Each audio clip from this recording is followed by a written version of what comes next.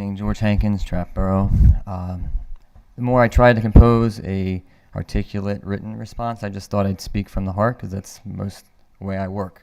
For 25 years, I've worked in education, and I have one child. She is autistic. She is in middle school East, and everything I say revolves around the conversations I have with her every evening.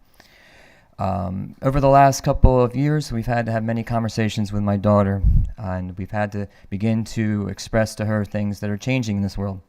There's a culture and, for lack of better words, things that have happened that I would describe as woke.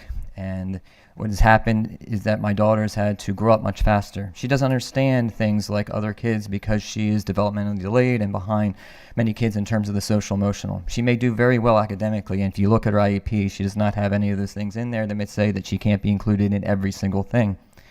However, when she's sitting alone at lunch and she has fears about when she has her period and going to the bathroom and kids knocking on the door, she's in the stall, she feels like someone's looking at her or watching her, and all those kind of things complicate every morning before I can get off to work, to school, because my daughter has had school avoidance. The elementary school principal many times when she was in pre-COVID was going out to the car to get my daughter out of the car, to help her let her into school, to encourage her to be there.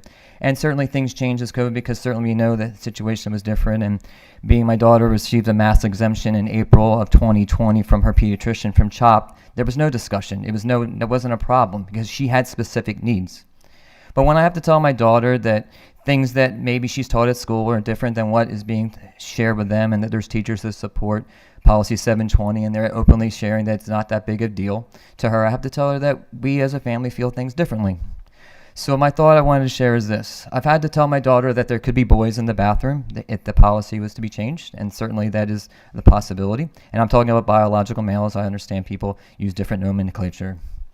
What I'm trying to say is that this is a real struggle, and certainly my daughter is already isolated because of her social emotional needs and the fact that she doesn't fit in with many other children. I just want the board to be able to think about this. When we talk about inclusivity and all, my daughter is not part of the all if that's the change. I realize that it may not fit the persona of the person that maybe be the best person to describe this, but I'm trying to speak from the heart. My daughter wants to go to a school in which she can have privacy in a gender-specific bathroom based upon her biological sex. She should, if I was to request into an IEP that my daughter would have such a exemption made, that she should be in a gender-specific bathroom that is based upon biological sex, it should be able to be put in there. If you're willing to put it in a private conversation between a principal and maybe school board administration that a child would be able to visit a bathroom that is not their biological sex. I don't see the difference, and I would ask that you would consider that in your conversations, because this is going back, I'm sure, to policy.